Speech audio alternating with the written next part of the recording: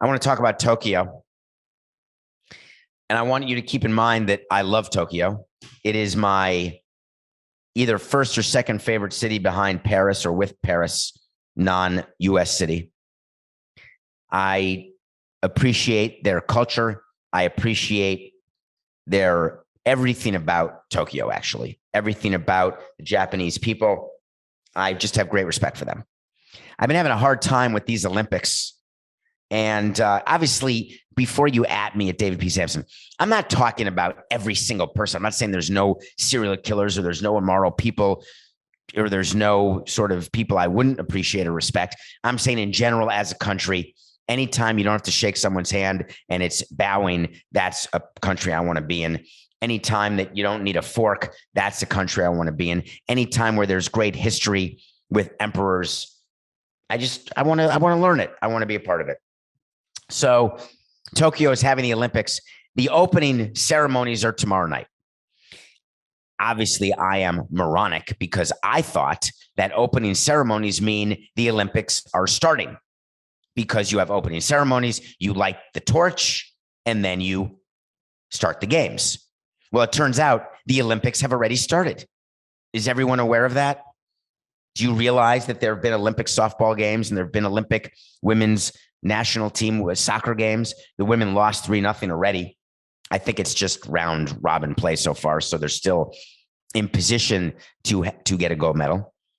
But the fanfare surrounding the Olympics has been all about COVID and all about whether or not the games would go on, whether or not they should go on. There is a major COVID emergency going on in Tokyo. There are no fans, but the International Olympic Committee, which is in charge of whether or not the Olympics go on, the reason why the Olympics are going on has nothing to do with fans. It has nothing to do with COVID. You can say it with me. It has to do with money. The broadcast deal. What are the Olympics on? The National Broadcasting Company? Coca? Do you have any idea? I think they're on NBC, but I don't know. The amount of money they pay is unconscionable. So I hope you're ready to wake up at 4 a.m. to watch live events, or else you're watching everything on tape, which makes me crazy. Why would I want to watch things on tape? In the old days, I'd be perfectly fine watching things on tape because there'd be no way to get the result. In the new days, I can get the result as it's happening. Therefore, why would I want to watch it on tape delay? Tape delay was way more impactful when you had no idea who won the game. The NBA finals were on at 11:30 p.m. in the 1980s.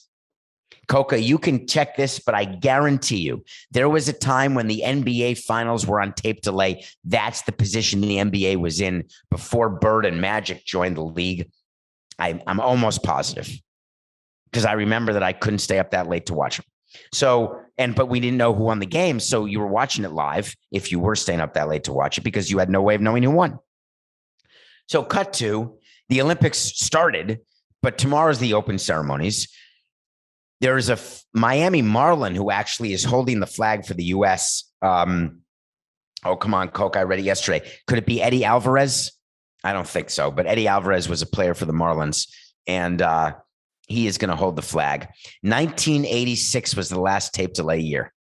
Bird and Magic were in the league, by the way, in 1986. Those were some of the great Celtics-Lakers matchups. Isn't that amazing if you think about it? What Michael Jordan did for the NBA. Not LeBron, Michael Jordan. It's all about Michael. Bird and Magic started it.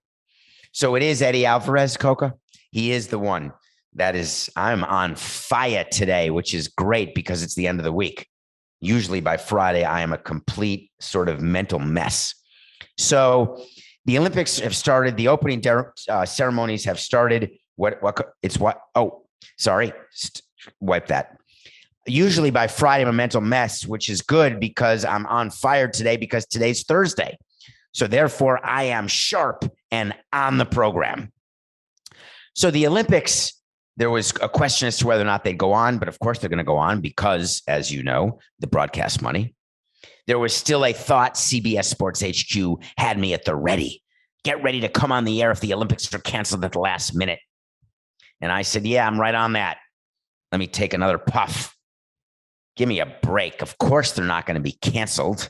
I don't care if everyone has COVID. The show will go on, because if you perform your side of the contract as the IOC and you have Olympic style events, even if it's done by Twiddledee and Twiddledum, you do not get a refund or have to refund your broadcast deal. So yeah, you miss ticket revenue, blah, blah, blah. Yeah, the athletes are playing in front of nobody. The NBA did it. MLB sort of did it. Hockey did it. It's doable.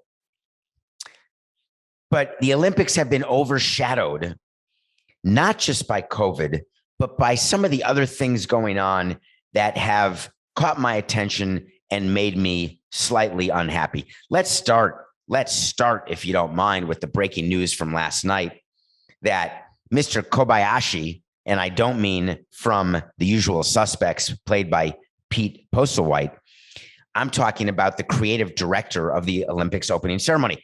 We hired in 2012 Gloria Estefan's husband, whose name is Emilio Estefan, who in his own right is an unbelievably accomplished producer.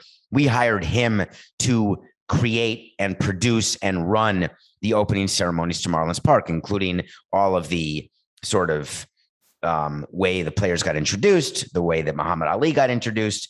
And I don't regret a single part of it, even though it did not come off the way I wanted it to. Emilio Estefan is brilliant in his own right. So there are people who that's what they do, among other things, is they're hired on a one-off basis. They get tremendous amounts of money and they create these ceremonies. And the opening of the Olympics used to be this amazingly cool ceremony where you've got every person from every country. They're walking through. They do it in the big Olympic stadium where the track and field events are held, among other things. And you get to see you see performances by entertainers.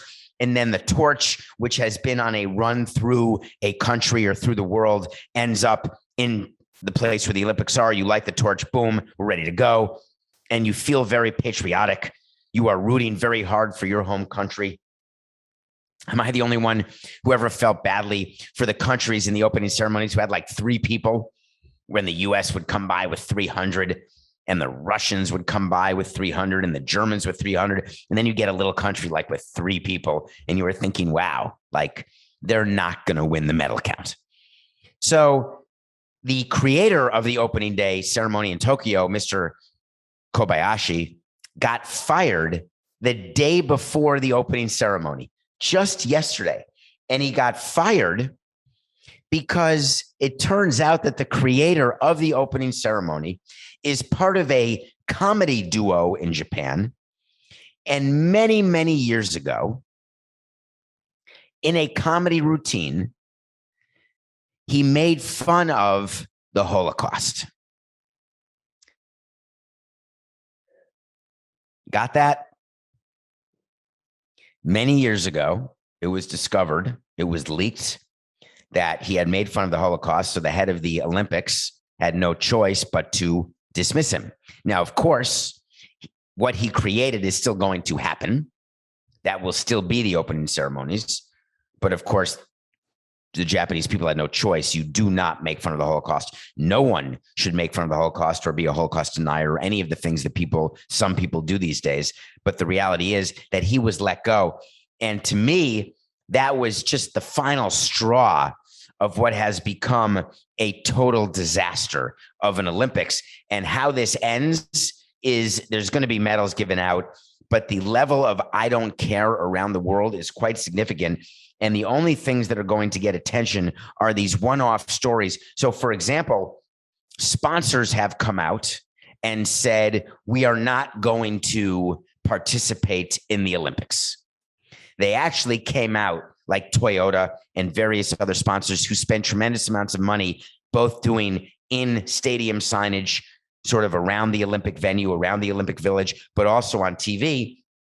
And they don't want to be associated with the Tokyo Olympics because their view is it's not something our brand should be associated with. So sponsors, one after the other, are saying they're going to not participate, but still it's not going to be enough to cancel the Olympics or put them in jeopardy.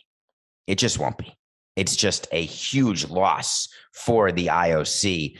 And that is a problem for companies and countries who are going to participate going forward. I think, Coca, Australia, a place in Australia named Brisbane, Brisbane just bid for as the only bidder and were granted the Olympics in 2032. Is there any chance that I'm right about that? But if I am, because I'm hot, and you don't have multiple countries bidding to host the Olympics, that is going to be the end of the Olympics. Because in order to host an Olympics, you have to be willing to put so much of your own country's money into the infrastructure to build the facilities. We're talking billions and billions of dollars. And the purpose for that investment as a country is to bring a claim and attention and positive attention to it. Tokyo is getting absolutely hammered over this Olympics, and it's been delayed by a year because of COVID, and now they're losing sponsorship money left and right. Oi. What about Poland? How's Poland doing? Do you know that Poland, when you do something and you are I want to set this up exactly properly for you. When you are in charge of an event, and let's pretend that you are running a lunch where you are renting out a restaurant. What is the first question that you ask the restaurant that you are renting out? First question. How much is it? Yes, that's the first question. Second question. How many people does it hold? Those are the number one and number two questions. How much? How many? There are rules that have to do with fire code, that have to do with occupancy, and venue will tell you, you can have 40 people, you can have 100 people, you can have 500 people. When you are putting together a sports team, what are the two most important questions that you need answered before you can put together a baseball team? Tell me. Number one, how much money do I have to spend? How much? Number two, how many people can I have on the team? If I can have 50 people, or if I can only have 5 people, that's going to make a difference. Would you agree? The Polish swim team forgot to ask one of those two questions. They brought 23 people to the Olympics, having all made the Polish swim team. And guess what? The maximum number of people you can have on a team is 17.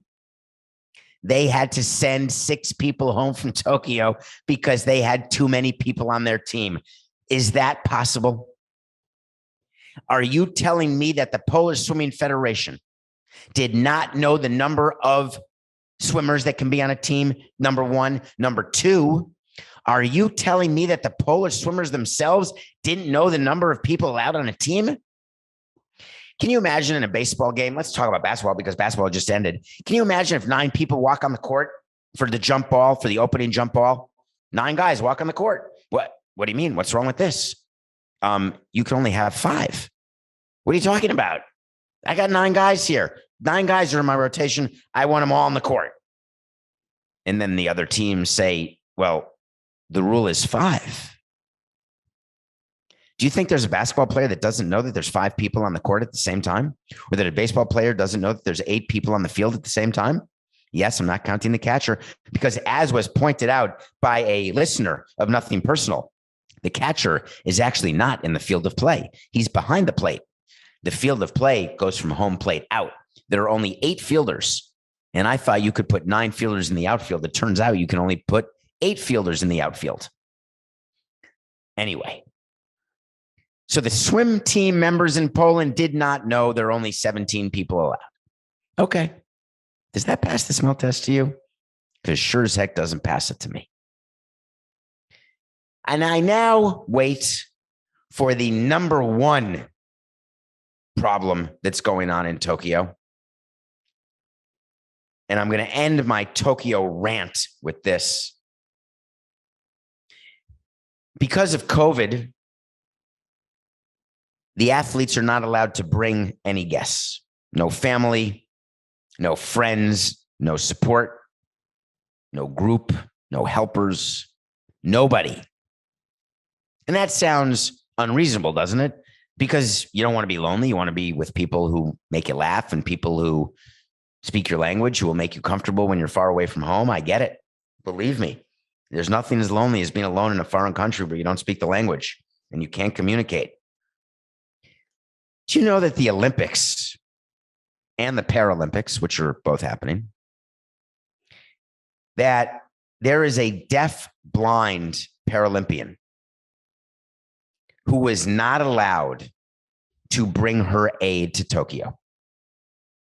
She's deaf and blind, and she was told that she'll have to figure out how to get by without her escort. And she was forced to quit the team. I'm going to leave it right there. A Paralympian was forced to quit the team because she was not allowed to bring someone to help her.